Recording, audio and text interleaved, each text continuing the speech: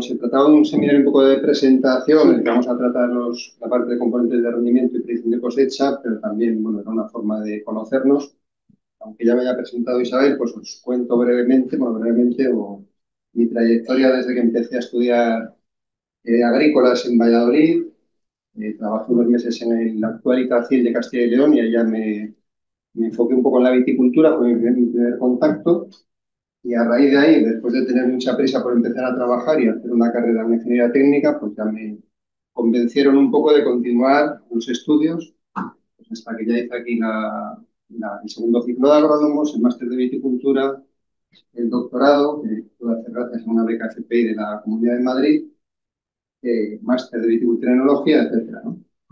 Ya una vez terminada esa etapa de formación e investigación predoctoral y un poquito postdoctoral, pues empecé a trabajar en una consultora vitivinícola, que es gestión integral de viticultura, y ahí he desarrollado pues, casi toda mi experiencia profesional en los últimos años, ¿no? Desde el 2011 al 2024, cuando me incorporé aquí a la escuela, y en este periodo también tuve alguna colaboración con María Gómez del Campo aquí presente en olivicultura, de acuerdo, con una campaña o algo más en ensayos de riego al olivar. Bueno, y actualmente pues estoy aquí en el grupo o sea, en el departamento de producción agraria, en la parte de producción vegetal, concretamente en cultivos de usos. Bueno, aquí trato de entrar simplemente un poco en la parte profesional con la consultora vitícola, porque en la parte de olivicultura pues me he centrado, he trabajado únicamente en la zona de Toledo. Pues esa parte de consultoría me ha permitido pues, bueno, viajar bastante y conocer viticulturas muy diversas, pues desde la viticultura en Galicia, que vamos a ver algunos datos de rendimiento y de predicción de cosecha en Albariño, en la zona de Rías Baixas, pues a zonas de Chacolí también del mismo estilo de clima, la zona de Mancha, Extremadura, Levante, algo, Andalucía, etcétera. Bueno, pues, decir que en la consultora, por su naturaleza y el origen fundada por José Ramón Isarra, que seguramente conocéis todos o prácticamente todos, sí, pues teníamos una actividad profesional de asesoría, de consultoría, de redacción de proyectos vitícolas, pero también mantuve el contacto con la investigación y el desarrollo, normalmente en proyectos CEDETI individuales o consorciados con empresas, ¿no? Que todo me ha permitido también continuar un poco esta labor investigadora y que gran parte o casi todos los datos que presento yo aquí son, bueno, pues parte de la etapa aquí en la universidad y parte de estos proyectos en mi etapa en la consultoría. Ahora mismo pues estoy vinculado más o menos a varios proyectos. Un proyecto con Bodega José Parientes, un proyecto de CDT individual, donde se trata en colaboración también con el Departamento de Tecnología de los Alimentos, con Antonio Morata, con el equipo de Antonio Morata, donde se trata de mejorar la estabilidad y la calidad o el equilibrio de los vinos de Verdejo en la zona de Arueda. También participo en un proyecto con María de evaluación, bueno, y con Fernando y otros compañeros aquí presentes, de evaluación de la fertilización de precisión en un olivar en la zona de Toledo. También un proyecto que termina ahora, el Cubibud, en colaboración con UPA, en el que formo parte de un comité asesor, vamos a decir, en el que hemos trabajado en el desarrollo de una guía de cubiertas vegetales en cultivos leñosos. Y ahora no formalmente, pero sí en mi etapa anterior, pues inicié trabajos en el proyecto Big Predata, que seguramente también conocéis, que se ha promovido desde el CIGRAM, ¿no? Creo que José María, ¿no? Empezó con José Ramón a moverlo hace años. Sí, sí. Y a partir de aquí, por lo que pueda surgir de aquí en el futuro, pues traté de resumir, porque al principio cuando me entrevisté con Isabel, pues en una breve carta puse un par de líneas que luego he madurado un poquito y qué líneas o inquietudes creo que, o sea, cuáles tengo y cuáles creo que se podrían desarrollar un poco, ¿no? Pues hay una parte bastante aplicada de decisiones durante la plantación y formación del viñedo, por lo que he escuchado en la parte de consultoría, que se dan cosas muy dadas por hecho, porque no son investigaciones que se suelen realizar de no sé, longitud de raíces, profundidad de enraizamiento, cosas de ese estilo, o podas en verde de los primeros años, que me parece que hay que asentar para transferirlo al sector, ¿no? Hay otra parte que considero importante, que no se ha desarrollado mucho en España de mecanización integral del viñedo, sino otras zonas, pero en nuestra viticultura de zonas, bueno, de zonas cálidas, con precios bajos de la uva, pues una parte, y falta de mano de obra, pues una opción es ir hacia un nivel mayor de mecanización, en otro tipo de viticultura. Eh, en general, la agricultura de precisión aplicada en viñedo y olivar, que en este caso sí que hay un proyecto en marcha que es el de la fertilización de precisión, y luego un conjunto de aspectos relacionados con el cambio climático y las técnicas que podemos utilizar en viñedo para adaptarnos a esa realidad climática, que hay varios puntos, los periodos de sequía, incluso invernales, no es el caso de este año, ¿no? De inicio de primavera, las olas de calor con necesidad de intervenciones a lo mejor inmediatas, ¿vale? Hay ya avances por ahí en investigación con riesgos de nebulización, etcétera. El problema también de la falta de horas frío en algunas zonas vitícolas en España, que por ejemplo en mi experiencia profesional, pues se veía en Menorca, que es una zona de inviernos templados, cálidos, donde ya hay problemas de salida de dormición y de falta de la mala rotación, etcétera. Y luego, por supuesto, todo lo que afecta a la maduración y composición de la uva, ¿no? Bueno, hecha esta breve presentación, pues voy a comentar algunos resultados, bueno, y exponer quizás todo lo que me queda por delante, que son líneas un poco en las que tengo previsto o intención de sacar alguna publicación futura, ¿no? Cuando hay datos, algunos todavía muy elaborados, sobre componentes de rendimiento y predicción de cosecha en viñedo. Entonces, voy a comentar algunos de la variedad de Zaire en Toledo, esta variedad de racimo tan grande que ocupa la gran parte de la superficie de La Mancha, donde es la variedad antes la mayoritaria en España, la que está ya en segundo lugar, donde en diversos proyectos anteriores, este del Pisperidiata, pues hemos trabajado o he trabajado con viñedos de Río Tajo. ¿De Y luego, además, comentaremos también algunos datos con la variedad albariño, que en otro extremo de condiciones climáticas y otro tipo de variedad muy diferente, donde pues, en sucesivos proyectos desde la universidad o desde la consultora pues, hemos ido recopilando datos, sobre todo de componentes de rendimiento.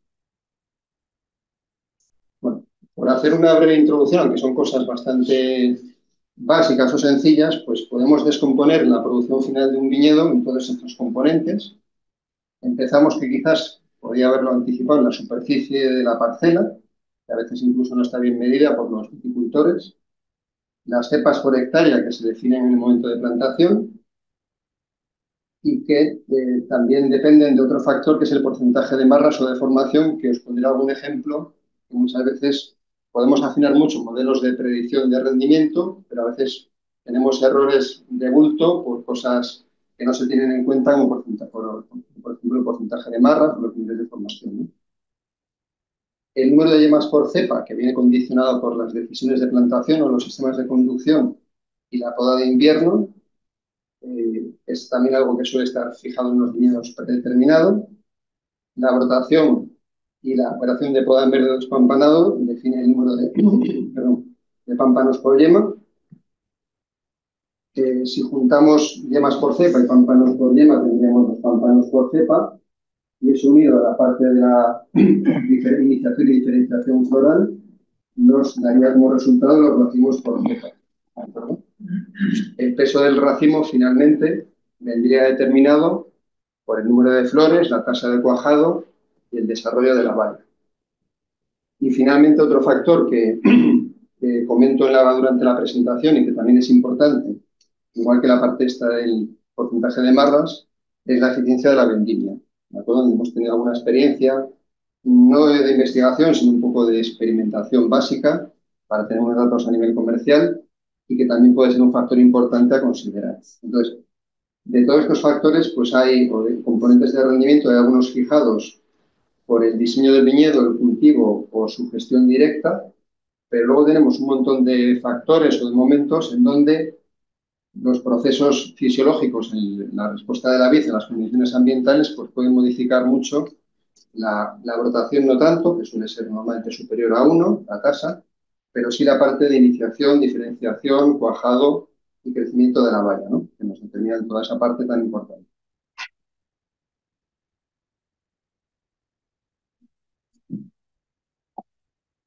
Bueno, aquí Aquí seguramente que algunos conocéis, bueno, estamos en un cultivo leñoso, la vid, donde tenemos la complicación de que es un cultivo plurianual, donde la producción de un año no depende solamente de las condiciones de ese año, sino también de las condiciones del año anterior.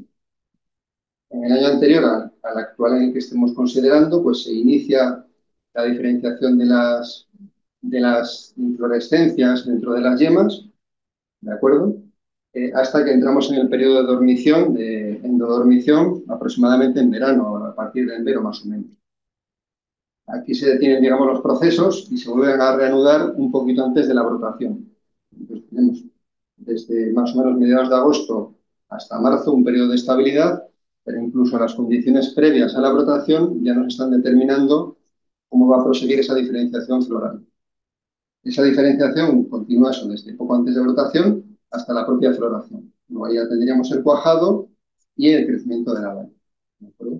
Entonces, cuando hablemos luego de la parte de modelización de los rendimientos, pues es importante, yo todavía no lo he hecho, es parte del trabajo que me queda por delante, analizar qué componentes de rendimiento se ven afectados en una zona, en otra, en un viñedo o en otro, y ver esos componentes en qué momento del año, y si es el año precedente o el año presente, en el que se determinan para poder afinar cuáles son las condiciones, los momentos del ciclo del año a los que tenemos que atender para ver pues, datos de temperatura, precipitación, etc. Bueno, ¿qué momentos de evaluación tenemos en el viñedo? Pues podemos tener con el objetivo de predecir cosecha, ¿no? O de cuantificar componentes de rendimiento.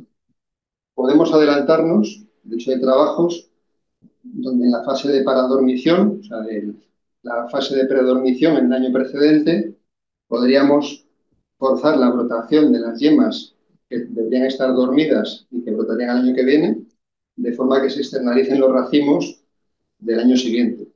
Podríamos hacer un muestreo de este tipo, bueno, que tiene su curiosidad científica o fisiológica y que incluso se está estudiando como técnica de cultivo para retrasar el ciclo de la vid, pero bueno, realmente es algo pues difícilmente, o sea, que se llevará difícilmente a la práctica por el trabajo que supone. Sí que hay algún trabajo más en Australia, de Cassandra Collins y colaboradores, de como en la fase de reposo de la vid, cuando las yemas están, o sea, en invierno, los racimos ya están diferenciados, el número de racimos y las ramificaciones primarias, al menos, pues hay quien ha estudiado cómo pues, con microscopios de aumento normal, tampoco es necesario mucho más, se pueden muestrear yemas, seccionarlas, inspeccionarlas al microscopio, contar los racimos por yema e incluso por la superficie de la sección de esas inflorescencias primordiales, estimar el tamaño potencial de los racimos. Lo que pasa es que luego nos queda mucho tiempo y muchos fenómenos atmosféricos y fisiológicos hasta que lleguemos al momento de la vendimia. Estos son momentos de evaluación o de predicción muy, muy tempranos. Lo normal en una viticultura comercial o incluso experimental es, bueno, pues de los componentes más, bueno, que más habitualmente se evalúan, pues la parte de cepas por hectárea, porcentaje de marras, pues aprovechando que no hay mucho trabajo en el campo a nivel de investigación, pues hacerlo en el periodo de reposo después de la poda. Los conteos de pámpanos y racimos, de hecho creo que hoy no podían asistir las personas del grupo de viticultura porque están con estos trabajos ahí en Toledo. Se suelen hacer, bueno, después de brotación, si queremos ver los racimos, al menos cuando los pámpanos tienen 10 centímetros, los racimos visibles, y bueno, se recomienda en general hacer las evaluaciones entre 4 y 6 semanas después de la brotación. Si nosotros tenemos estos datos en estos momentos, lo que nos falta conocer, salvo accidentes climáticos, ¿no? Pedriscos, heladas, etcétera, es esos racimos que ya podemos cuantificar, cuántos racimos por hectárea tenemos, a qué peso alcanzarán. ¿De acuerdo? Podemos basarnos en datos históricos, con márgenes de error, o predicciones a largo plazo que son complicadas. Seguramente aquí algunos conocen mejor estos aspectos, porque son predicciones a más de un mes, etcétera, son difíciles, ¿no? de afinar. Bueno, pongo aquí también algo, una experiencia que hicimos muy pequeñita en un viñedo de Rueda, ¿de acuerdo? Porque también podemos tratar en este momento al hacer una estimación del tamaño potencial de los racimos. Bueno, o sea, si los racimos, aparte de haber muchos o pocos, si van a ser grandes o pequeños. Entonces, hay medidas como la longitud de la inflorescencia, que son complicadas porque las inflorescencias van creciendo en longitud y el momento de medida es determinante. Entonces, hay autores que han propuesto el conteo de ramificaciones de la inflorescencia. Cuanto más diferenciada esté la inflorescencia, tendrá un tamaño potencialmente mayor. Y pues en un trabajo que nos entretuvimos en parte durante el confinamiento, salíamos al campo y teníamos tiempo, pues hicimos un trabajo de evaluar si hay una correlación que la había lógicamente entre el número de ramificaciones y el número de flores. También esto es un trabajo difícilmente traducible a la práctica, aunque bueno, también comentar que no he metido en la presentación, no he comentado técnicas de análisis de imagen, donde más se está avanzando últimamente, ¿no? Hay aplicaciones para conteo de flores, etcétera, aplicaciones para conteo de bayas, o incluso conteo de racimo o volúmenes de racimo, ¿vale? Que seguramente, bueno, se trata todo de tratamiento de imágenes, análisis de imágenes y con todo el error que puedan tener, pues la ventaja que tienen es que la capacidad de muestreo es mucho mayor, pues, que la que pueda tener yo contando ramificaciones de las inflorescencias. Bueno, exceptuando esta parte porque, bueno, no presento datos, pero luego sí que aquí tenemos un tamaño potencial de racimo, pero luego todavía nos sigue quedando mucho por suceder en el ciclo. No sabemos cómo va a ser el cuajado, el crecimiento de la valla. Entonces, en este trabajo, luego la correlación del número de ramificaciones con el número de frutos o el peso final del racimo, pues tampoco era tan buena como puede parecer esto, ¿no?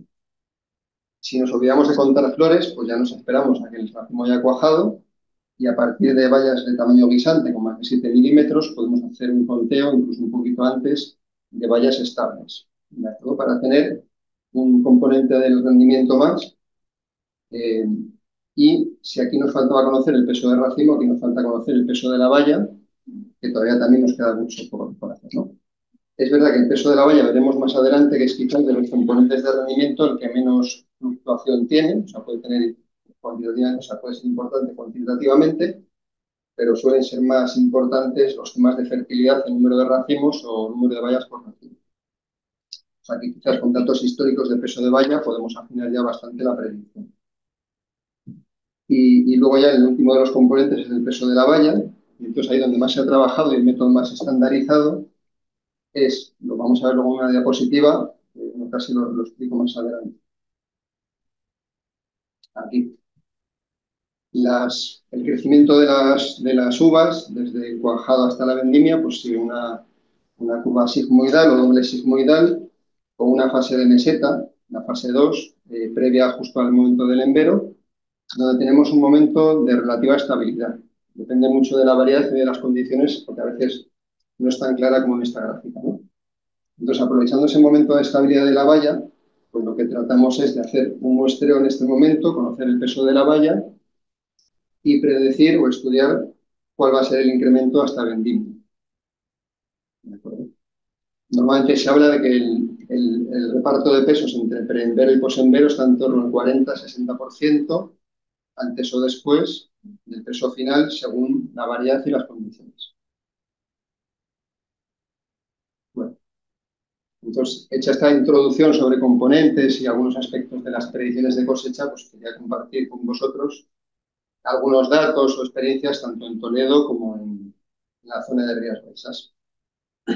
En Toledo pues hemos trabajado en dos viñedos, los dos viñedos de Río Tajo, Garamezas, que se plantó en el año 2014, y Bergonza entre el 2016 y 2017, que suman unas 430 hectáreas de la variedad Airén en un sistema de cultivo, de conducción mecanizado con alto aporte de recursos, o sea, se riega con un 100% de la evapotranspiración del cultivo, y el objetivo que tiene es la producción de alto rendimiento, no tanto en uvas, sino en azúcar por hectárea. O sea, nos importa la cantidad de azúcar producida por hectárea, porque luego estas uvas se elaboran, se fermentan, se obtiene el vino y se destila para los brandies de Jerez. Entonces aquí Nos parecemos más en este caso, nos alejamos de la viticultura tradicional y nos acercamos a los remolacheros, por ejemplo, ¿no? Que buscan azúcar por hectárea. Es un sistema en cortina, hay una altura de formación de 1,80 m, poda mecánica. Bueno, aquí veis algunas de las operaciones de poda mecánica o la vendimia en continuo. Bueno, ¿de qué datos disponemos de estas dos fincas? Pues disponemos de... Sí, el racimo es hermoso. Luego ya, estos son los primeros años, luego ya con el aumento de la carga por metro lineal ya se van reduciendo un poco, ¿no? Pero sí, han llegado a racimos de 1 kilo, kilo y pico o más. ¿Será el viñedo de 20.000 kilos por hectárea? Algo más. Luego vemos algún dato, pero el objetivo de este viñedo, porque se planteó para que tuviese rentabilidad económica en comparación con la compra de uva, pues eran unos 30.000 kilos de uva por hectárea con un grado probable de 12 más o menos. 30.000. Y lo habitual es superar el rendimiento y tener menos concentración de azúcar, por la variedad que es más fácil que produzca esos kilos. Entonces, en estas dos fincas se han hecho durante años, aquí, bueno, presento solamente que están ya en plena producción, pues aquí en la finca de Arameza, de 240 hectáreas, pues hay establecidas 44 observaciones en Airén para seguimiento del cultivo y en Bergonza, que es algo más pequeña, 28 observaciones. Y aquí veis la cantidad de vegetación, de área foliar total y externa que se genera, ¿no?, en estos viñedos. Bueno, entonces aquí fundamentalmente, aunque hemos trabajado también en predicciones tempranas, en estas de primavera, pues al final la predicción se basaba en hacer una estimación del número de racimos por hectárea en el momento de preenvero y luego estimar cuánto iban a aumentar en las vallas desde preenvero hasta vendimia.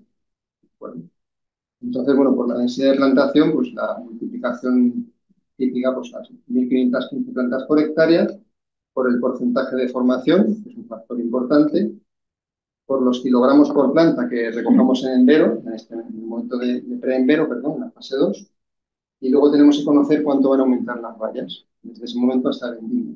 Y además tenerla en cuenta la eficiencia de la vendimia. Entonces, bueno, se hicieron en este viñedo de Daramezas pues una observación cada 2 hectáreas, que supone vendimiar 120 puntos de la finca, 4 plantas, es un trabajo también considerable. Pesar algunos racimos para tener un peso medio de racimo y pesar vallas precisamente para poder trabajar con esta relación de preenvero a vendimia. Entonces aquí, después de estos años de datos, ya actualizados a los últimos, no el año anterior, pero sí el pasado, el 23, pues aquí vemos que hay una buena correlación entre, o sea que ya el peso de la valla en vendimia está bastante predeterminado desde el momento de preenvero. A pesar de ello, bueno, un R cuadrado relativamente alto para hacer un trabajo en campo, pero bueno, pues vallas de 1,2 gramos en preenvero pues pueden estar en vendimia entre 2 gramos y 3,25. Cuando le das esa predicción a la empresa, pues bueno, si lo puedes afinar un poquito más, mejor, te lo agradecería, ¿no?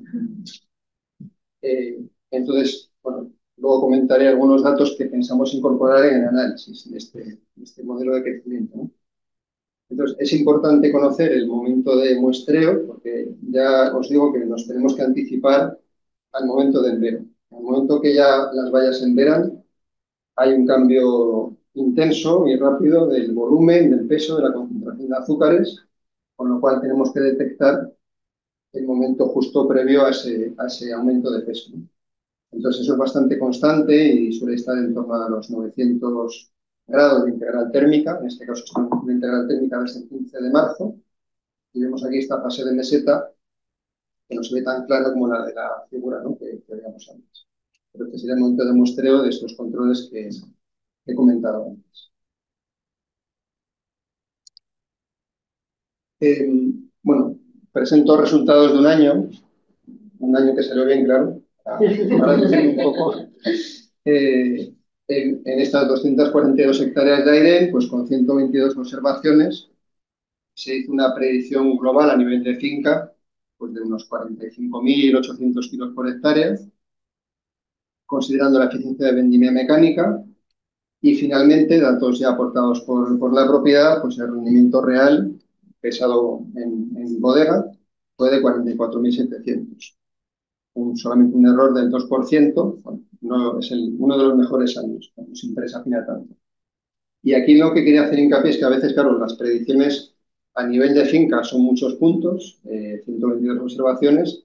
Cuando vamos a las parcelas, no sé si se ve en la imagen, bueno, tenemos la parcela media puede tener 16, 17 hectáreas más o menos, estas 20, 20 y algo, pero bueno, luego tenemos parcelas más pequeñas, de acuerdo, como son estas, que tienen 1,5 hectáreas, 3 hectáreas, donde claro, el número de observaciones por reparto de superficie no puede ser alto.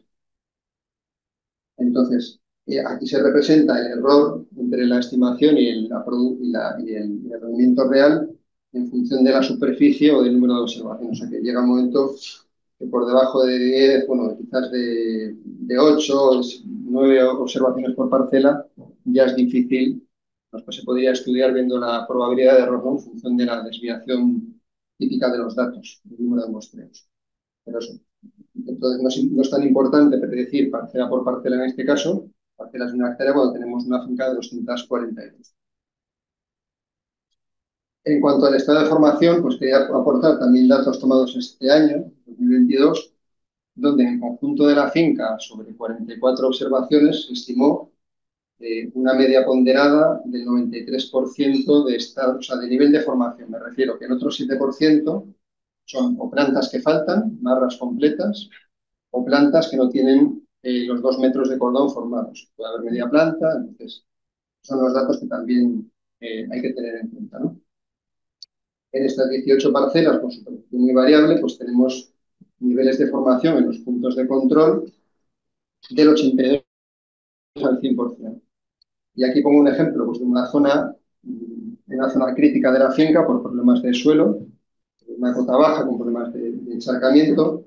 No es aire, es una zona de palomino de otra variedad, donde bueno, pues todos los cuadraditos en rojo son faltas, barras, ¿de acuerdo? Lo naranja son futuras barras, porque estaban ya las plantas en polvo, y salvo esta zona de aquí, pues está todo bastante mal. Este es un ejemplo extremo sí, pero vamos, es una superficie muy pequeña de la finca. Es un ejemplo extremo de la importancia de este conteo o sea, de la observación de los niveles de formación, ¿no? Aquí se ha hecho, bueno, pues viticultura de precisión a pie, con esta yo apuntando, ¿no?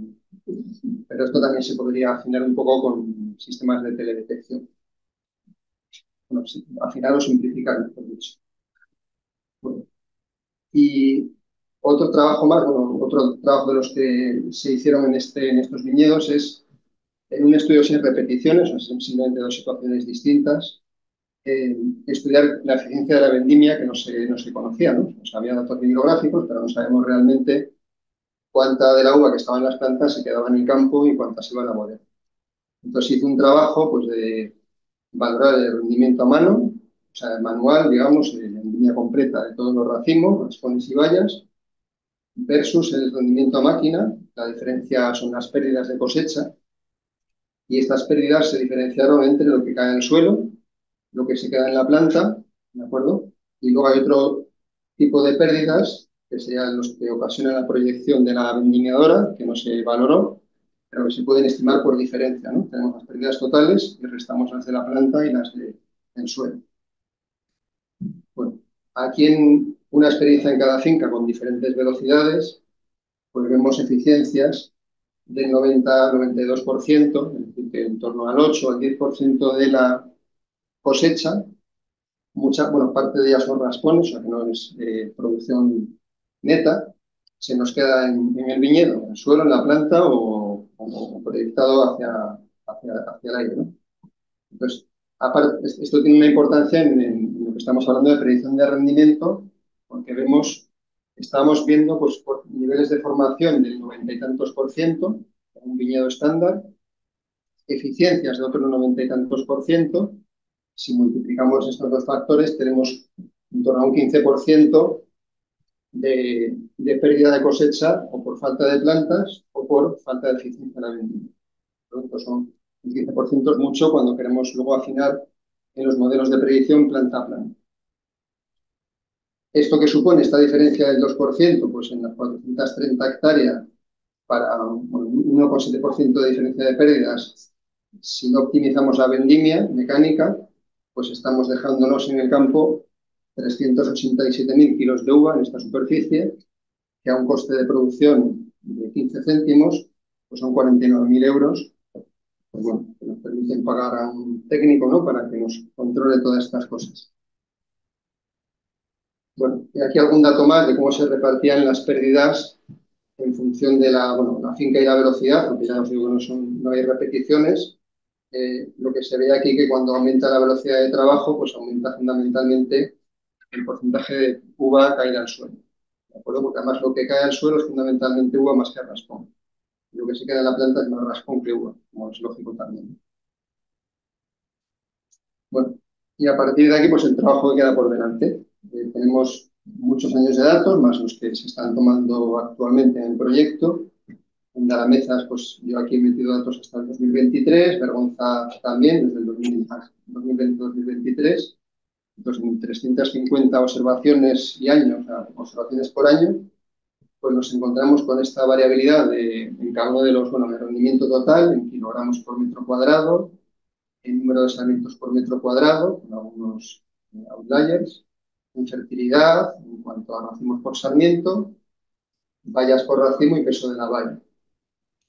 Bueno, haciendo una transformación logarítmica estamos hablando de que el rendimiento es producto de sus componentes, hacemos la transformación para que ese producto se convierta en suma de logaritmos y poder valorar estos coeficientes, qué implicación tendría la variación de cada uno de los componentes en el rendimiento global. Bueno, entonces, en este análisis preliminar, simplemente, lógicamente, el R cuadrado es alto, porque estamos teniendo en cuenta todos los componentes de rendimiento, ¿no? No es un modelo predictivo. Es simplemente un análisis de qué componentes tienen más o menos importancia en la determinación del rendimiento. Entonces, aquí vemos que la carga tiene un poco de importancia en este viñedo, porque son cargas muy estándar, no hay variabilidad de cargas, y lo que más peso tiene es la fertilidad, en este caso el número de racimos por sarmiento y el peso de la valla. Además, aquí hay algo de colinealidad con esta otra variable, entonces quitando la carga del modelo, pues nos encontramos de nuevo eso, con la importancia de la fertilidad, el número de racimos por sarmiento y el peso de la valla, más que en este caso el número de vallas por racimo.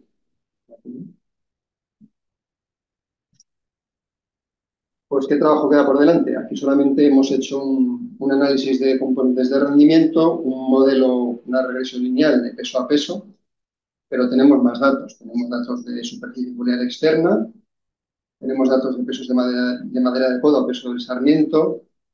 Estos índices vegetativos pues, se podrían también analizar por el DVI satelital, en un momento donde no haya cubiertas activas. Tenemos registros de las condiciones ambientales, ¿no? Que habría que estudiar por periodos clave y por años N o N-1, y la dotación de riego en cada sector de la finca y, por tanto, en cada observación. Entonces, la idea sería pues, tratar de mejorar ese modelo de predicción de aumento del peso de la valla, incluso aumentar la capacidad del modelo a estimar otros componentes de rendimiento utilizando pues, esta información. Bueno, y por último, ya en este caso del viñedo de Toledo, luego ya pasamos a los de Albariño, pues un trabajo también bueno, de la época del confinamiento y el año siguiente, en el que se hizo un muestreo cada año de 1.000 vallas, 20 muestras de 50 uvas distribuidas por toda la finca. Se hizo una clasificación por tamaños en 15 categorías y, entre otras cosas, se midió el número de semillas y el peso de semillas. Bueno, esto ratifica algo ya sabido, que es que el peso de la valla está muy determinado por el momento de la fecundación y el cuajado. Cuantas más semillas tenemos por uva, o más pesan las semillas, más importante el peso de las semillas que el número de semillas, pues mayor crecimiento de la valla hay por temas hormonales. Bueno,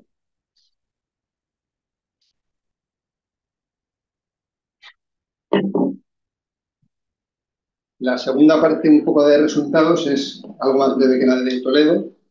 Son datos de la zona de Rías Baixas, trabajando con Albariño.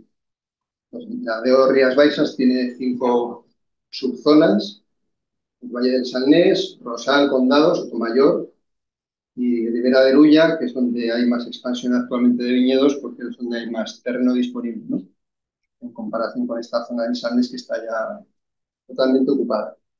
La mayor parte de los viñedos, que además se han hecho los trabajos, están en Adeo, en el Valle del Salnés, son mayoritarios, y el sistema de conducción fundamental que conoceréis seguro es el Parral, aunque hay otros sistemas alternativos. Bueno, esta es la evolución de datos de la DEO oficiales, la evolución de los rendimientos, pues desde que hay datos en el 87 hasta el 2024, bueno, el último punto en 2024. Entonces se ve una tendencia clara ascendente, ¿no? Pues seguramente por la mejora del cultivo, el control sanitario, etcétera, pero vemos fluctuaciones a nivel medio de la DO en los últimos años menos importantes, pero ha habido años que de hecho aquí hubo también otro proyecto, el CENIT de Meter, en el que se tomaron datos en estos viñedos, 2007, 2008, 2009 y siguientes, con fluctuaciones pues desde 5.000 kilos por hectárea hasta 10.000. Entonces, a partir de aquí, pues hace ya bastantes años, pues nos pusimos a darle vueltas un poco a los datos por encima. Bueno, luego veremos algunos de los resultados. En este caso de las Rías Baixas, pues el sistema de conducción es Parral, los cuadros, digamos, estas estructuras suelen tener dimensiones desde 4, 5, 6 metros por 4, 5, 6 metros, algo un poquito mayor. Se podan con podas largas para mejorar la fertilidad, porque de hecho luego veremos que lo que más incide en las variaciones de rendimiento es el número de la fertilidad y el número de bayas por racimo. ¿De acuerdo? Entonces, en años complicados, la mayor fertilidad de las yemas superiores en el rango pues, compensa estas pérdidas.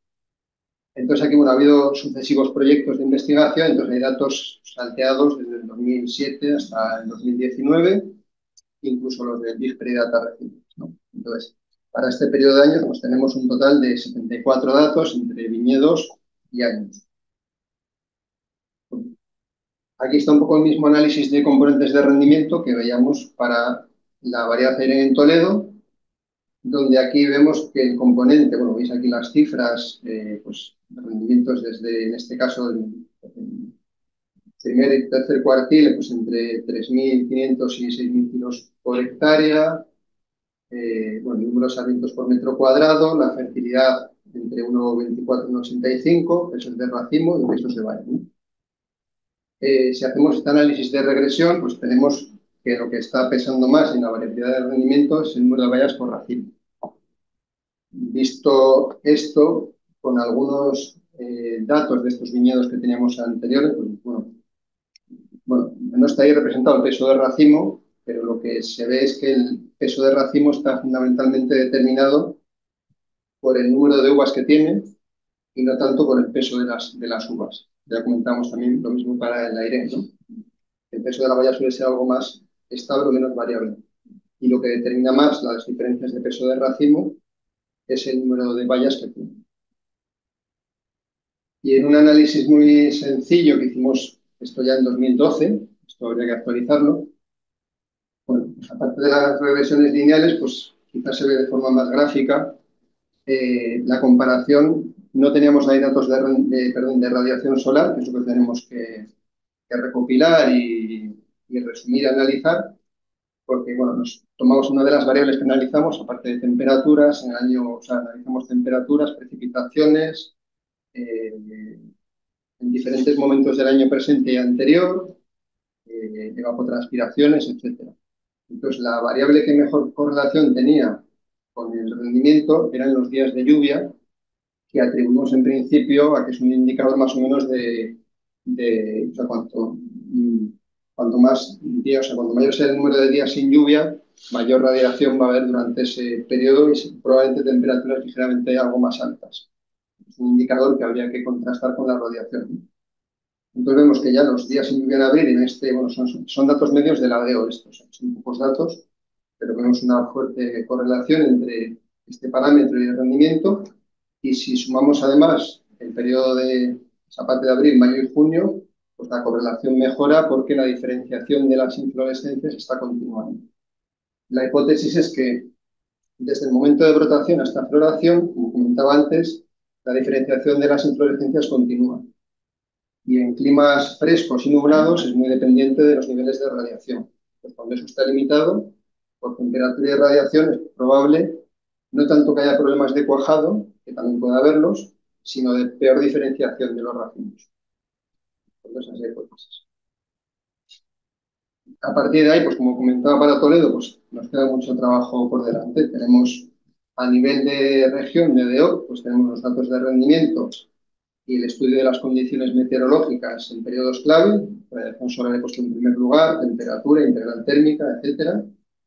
Y luego con este pool de datos eh, tenemos que tener en cuenta, claro, que no he presentado datos, pero aquí afecta mucho en la variabilidad de rendimiento el número de, bueno, el número de sarmientos varía mucho entre unos viñedos y otros. Estamos mostrando viñedos diversos, que lógicamente dentro de un año la variabilidad entre unos viñedos y otros es muy fuerte, porque tenemos viñedos en suelos mejores, con mejores viticultores, con lo cual en un año lo que más nos va a determinar diferencias de rendimientos en esas condiciones particulares de cada viñedo.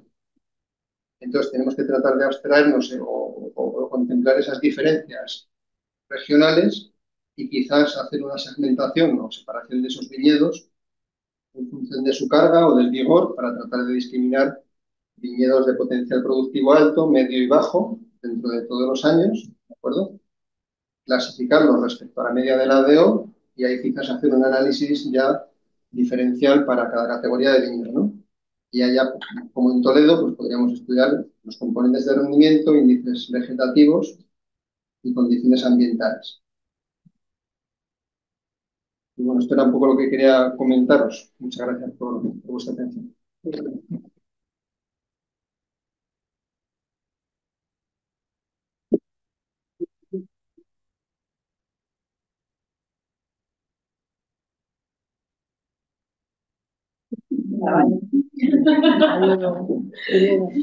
Muchas gracias por toda la exposición.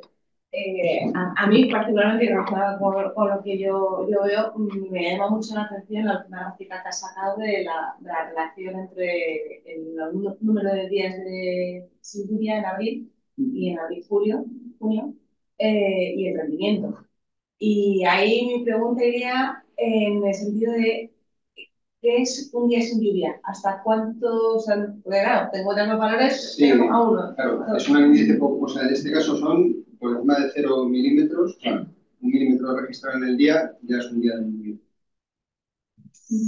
O sea, no es un indicador muy preciso, ¿sabes? Nos alegró encontrar estas gráficas, ¿no? Tan paralelas y con buenas correlaciones, pero claro, no es un indicador muy preciso porque habría que ver bien los niveles de radiación que no va a haber un umbral definido, ¿no? Que a partir del cual ya la diferenciación sea estupenda y por debajo del llano, o sea, será algo gradual, pero lógicamente también habrá días sin lluvia bastante nublados y habrá días de lluvia pues, que durante momentos del día tengan ciertas horas de radiación solar alta, ¿no?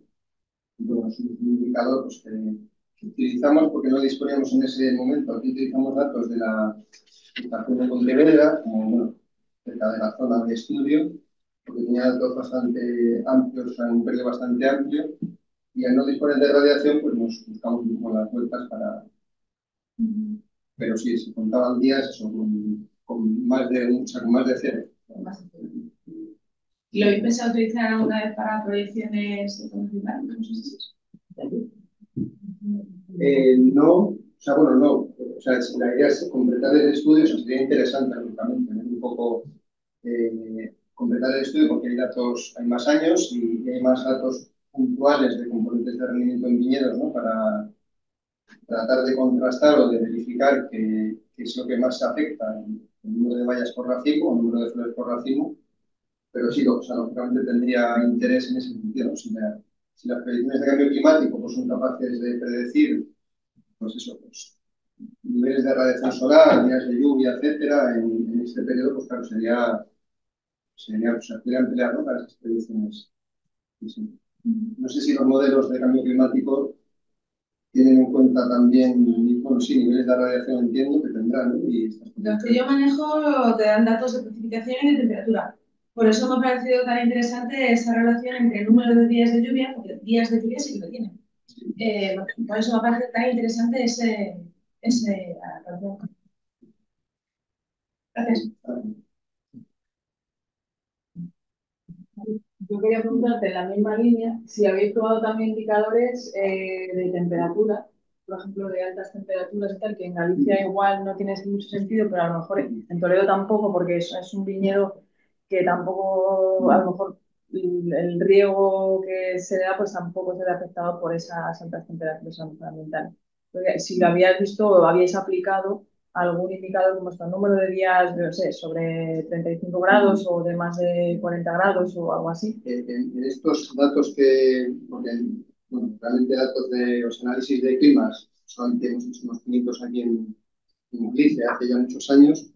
Creo recordar que teníamos en cuenta, no sé si las temperaturas medias, mínimas y máximas, pero no el número de días. Lo mismo que sucede con esto de la precipitación, que sí que sería interesante. Claro.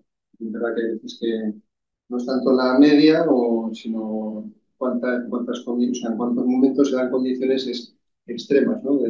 Sí, a lo mejor o en floración o nos estaba pensando también en la fase final de esa fase que decía, ¿no? Que condiciona luego el peso de valla final o en ese periodo de crecimiento de valla final, pero claro, eso no es tanto una predicción, sino que ya estarías ya casi o sea, casi en vendimia, ¿no? Ese periodo de igual pero deshidratación. A nivel comercial, yo creo que ya tener una predicción en enero es bastante anticipada, ¿no? Cuando se habla de hacer predicciones de cosecha, pues en rotación es muy complicado, pero ya en enero está todo bastante fijo, entonces sí que se pueden predecir eso, temperaturas extremas, así que bueno, tenía preparadas eso, máximas durante la maduración o en el mes de maduración, pero no número de días con temperaturas no por encima de 35, de 40, que sí que sería... Bueno, yo he probado, me correlaciona bien con calidad, pero que igual con peso de valla, pues también, porque al final se deshidrata igualmente. Sí. Y pues muchas gracias. Lo consideraremos, claro que sí. Pero, sí. Entonces, bueno, al principio, claro, es una colaboración muy potente, o sea, pues sí que para... Entonces, claro, y esto se anticipa mejor que estás en enero, porque estás en julio. O sea, en junio podrías tener un modelo. Sí, o sea, si ves una ventaja trabajar en intentar predecir a partir de estos datos climáticos. Sí, o sea, lo único que esto, bueno, con muy pocos, bueno, digo que es un periodo largo de año, pero es un dato por año. Entonces, habría que ver si esto es trascolable a nivel de regional, probablemente sí, porque sigues teniendo la misma mezcla, ¿no? de viñedos variados. Ya a nivel concreto, o sea, habría que ver si viñedos muy productivos, de media o poco productivos, si fluctúan de la misma forma en función de las condiciones ambientales, ¿no? Que previsiblemente sí deberían. Pero bueno, pero es que, claro, pero todo lo que nos has comentado el factor del año previo a formación de las. Aquí no influye, o sea, o sea, que aquí se ve que hay mucho, o sea, un peso muy potente, ¿no? El 80 o el 30% de la variabilidad es debida a las condiciones de propiedad. Claro, aquí no hicimos análisis de regresión múltiple y otros análisis, estamos haciendo correlaciones sencillas pues eso, también tenemos en cuenta el año N-1, pensando que podría ser determinante, ¿no? Pero no encontramos por correlación fue esta. Incluso luego, traducida aquí es más sencillo porque es por meses, pero al final esto equivale más o menos, porque también hicimos el análisis por periodos fenológicos que corresponden a la rotación cuajada, más o menos. Sí. ¿Sí? Bueno, gracias Pedro por presentarnos esto, porque es recurrente la consulta de las empresas de la predicción de cosecha para toda la gestión de la recolección, tanto de las máquinas como del personal, igual que la bodega, ¿no? Para poder ir gestionando cuántas toneladas le van a entrar cada día o por dónde empezar o por dónde continuar y cómo gestionar. Pero también tractores, es todo depende de cuando empiece la cosecha, de saber si nos entran tantas toneladas al día o el doble. Entonces, en relación a... Solo dos preguntas. Después de todos estos años, ¿con cuánto tiempo piensas que antes de cosecha se puede predecir con cierta seguridad? Estás hablando de junio, cuando la cosecha sería en septiembre, en agosto. Eso es una pregunta y ya tengo que preguntar. Es ya relacionado con la parte docente, ¿no?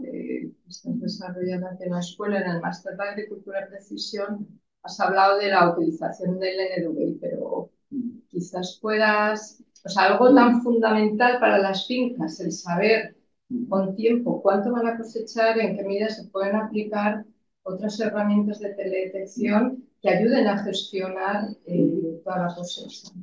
Sí.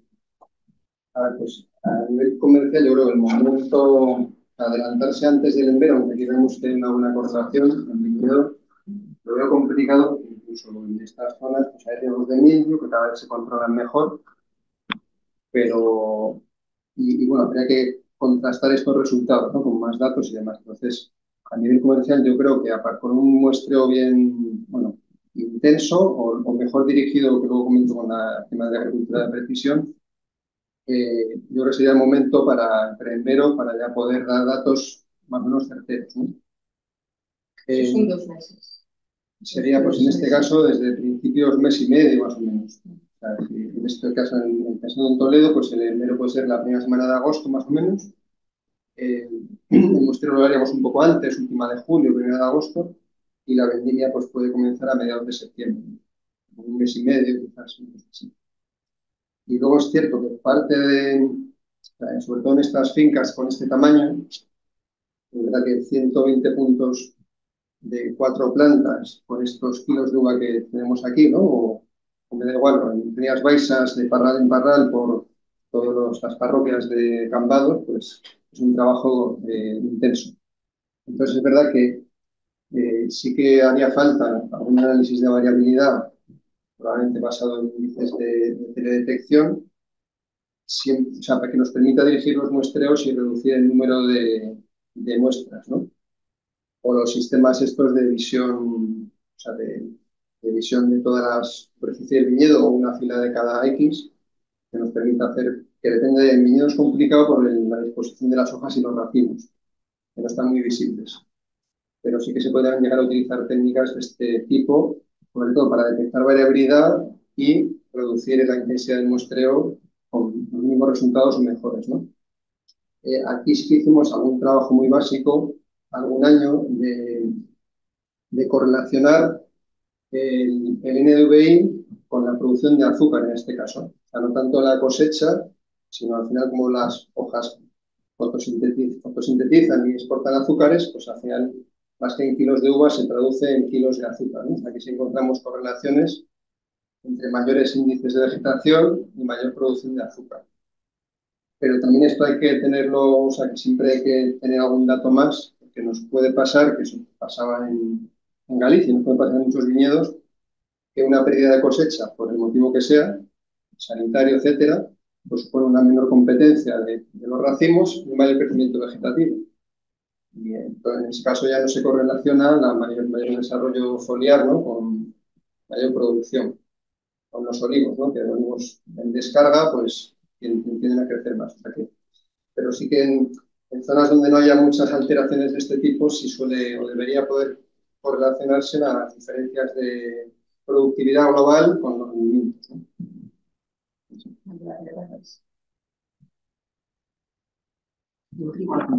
Muchas gracias por la ponencia. La verdad es que yo no soy sé poco de viticultura, entonces pues, siempre está bien aprender algo nuevo. A mí me ha llamado la atención en las dos gráficas de la derecha, que no sé si puede tener algún sentido agronómico, por qué se da, que en la de arriba las desviaciones respecto de la linealidad se dan sobre todo en la parte de la derecha, cuando hay muchos días sin lluvia en abril. Mientras que en la de abajo, es verdad que no hay muchas observaciones tampoco, pero en la de abajo, esas desviaciones son mucho mayores en la parte de la izquierda, en cuando hay pocos días sin lluvia, entre abril y junio. No sé si eso lo habéis pensado, si tiene algún tipo de sentido, o simplemente es el azar y que no hay demasiadas observaciones. Pues la verdad que no, pero probablemente hay alguna variable más que está afectando ahí, ¿no?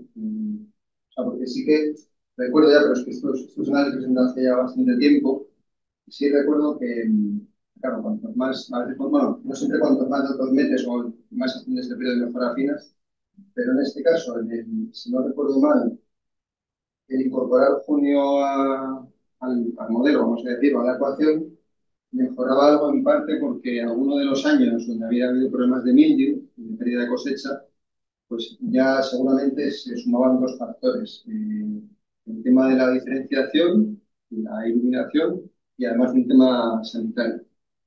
Pues habría que ver, igual que, vamos, quebrados de cabeza que tengo un poco con los datos de Toledo, también son los, bueno, no sé si los outliers o los que están dentro de la nube, pero que hay veces que hay afecciones patológicas o idios, en este caso, por ejemplo, que si no los tienes registrados en todos los años, en todas las observaciones, pues es difícil saber qué puntos no de la valla, no porque no se ajuste el modelo, sino porque tenía oído, ¿no?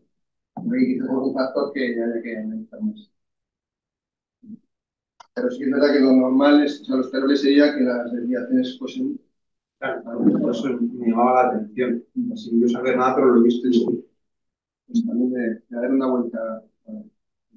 y luego también, ya por curiosidad, saber, o sea, son los mismos años, o sea, las Sí. observaciones de arriba son las mismas de abajo. Sí. Entonces, saber igual también si las, o sea, yo veo que los de la derecha, arriba a la derecha, se parecen a los de abajo a la izquierda. Entonces me da la sensación de que quiere decir que luego en mayo y junio no llovió.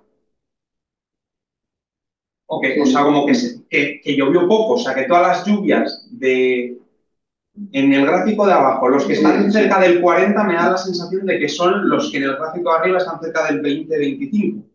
Entonces, no sé, o sea, por la distribución de esos cuatro puntos de arriba a la derecha, no, pero es mucha imaginación, ¿eh? Pero habría que ver a lo mejor a qué año corresponde. claro, habría que ver a qué año, pero digo, igual se debe a que luego llovió poco en los meses de mayo y junio. Y no tengo ni idea de si eso influye o no influye, pero podría ser, digo, aquí a lo mejor estamos, o sea, o estoy yo contando con los días sin lluvia como días soleados y estupendos, pero aunque estamos hablando de la zona con pluviometría alta, ¿no? Normalmente es verdad que tampoco en todas las rías baixas no tienen todos los suelos profundos y fértiles y demás, ¿no? Que también hay suelos limitantes donde aquí también hay veces que hay algo de déficit hídrico, ¿no? Es verdad que en primavera no es muy habitual, pero a lo mejor porque no son solamente la radiación solar, sino que en este caso que comentas tú, a lo mejor van por ahí los tiros, que luego haya habido cierto déficit hídrico. no lo sé. Son cosas que... Gracias. Creo que hay una duda. Si hay alguna, hay algún chorros.